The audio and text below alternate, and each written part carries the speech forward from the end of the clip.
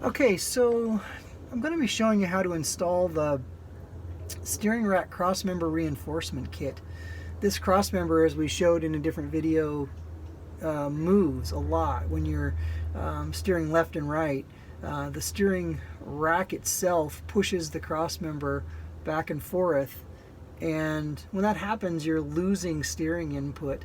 You're having to turn the steering wheel more to get the same amount of input than you would if this crossmember was solid. And our reinforcement kit will help make this crossmember not move to anywhere close to the degree that it does without the kit installed. I'm doing this in my driveway. I'm doing it with basic tools. I am using power tools, but they're just very basic tools. The van isn't even up on ramps or anything, which makes it probably the hardest installation you can imagine, but it's not that hard. So the first thing we want to do is remove the original steering rack bolt and nut. So we'll do that real quick.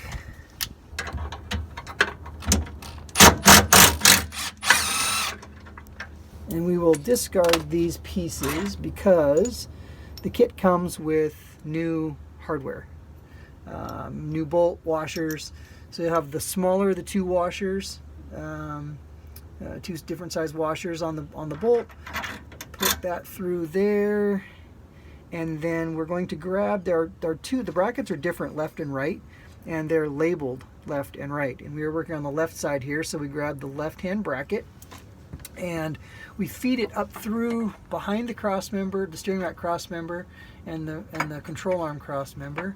And we're trying to keep my fingers out of so you can see here, I'm trying to keep my fingers out of the way, but it's a little bit difficult with the light isn't very good down here. But you feed it over the bolt, the new bolt. You can see there's the new bolt right there sticking through, and the bracket is pushed over the top of that. Then we grab the second of the smaller washers and we put that over there. We grab the new provided nut, lock nut, and we just put this on loosely for now. We'll tighten it up later. Then we have the larger washer and a shorter but larger diameter bolt. That goes up above from the top. There's a hole right here that you can see. You probably can't see it in the video, but if you look up this way, there's a hole. And you're going to feed this bolt down through the bracket and then through that hole in that other crossmember. So we'll reach up in there. There's actually quite a bit of room. It's not that bad.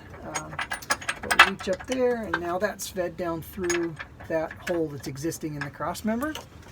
And we will grab the second of the large diameter washers and the larger of the lock nuts, and we're going to feed the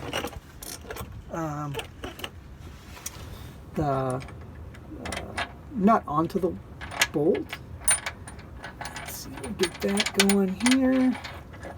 We just want it loose. We're not going to tighten it all the way. Well, we couldn't anyway because it's a lock nut. We have to use tools, but the point is that we want to just install these so that everything lines up. Then we're going to tighten the steering rack bolt almost all the way tight, but not all the way. We want the bracket to be able to float just a tiny little bit so that we don't put things in a bind when we tighten the larger of the bolts. So I'm going to go ahead and do that. I'm going to tighten the steering rack. Let's get wedged in here. We'll tighten this up a bit until it's close. Just check that it's not quite all the way there. That's pretty good. The bolt's still kind of loose. You can turn it, so that means that the bracket can move around on the bolt if it needs to. So now I'm going to tighten up the larger of those two bolts. Again, I'm going to use power tools. You don't have to. You can use just all hand tools. But I'll feed my wrench across the top here. Get that set on the bolt. Then we'll use our small impact here.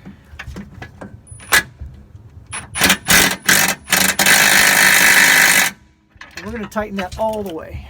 That is all the way tight now.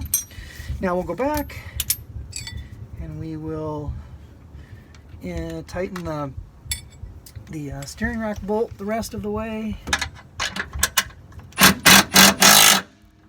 That's all tight. And now, see if I can maybe get a little more light down here. That's probably helpful. Okay, and then I'm going to go turn the steering rack and we'll see how much improvement we've got.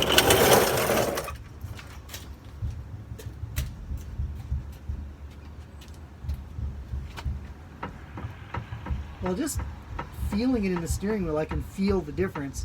I'm outside, away from the underneath the van. I'm just talking to you through the wheel well. But you can see that there's basically no movement at all. And that really translates into much more precise steering, much quicker reaction times to crosswinds and things like that. So anyway, if you have any questions, contact us at t3technique.com. The email is contact@t3technique.com. Thanks.